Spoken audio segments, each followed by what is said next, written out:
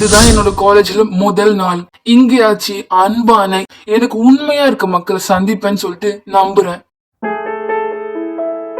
அவரை பார்த்த அந்த நொடி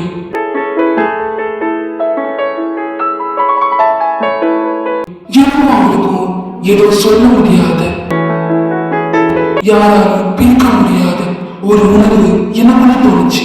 அப்ப எனக்கு அதுக்கான காரணம் தெரியல.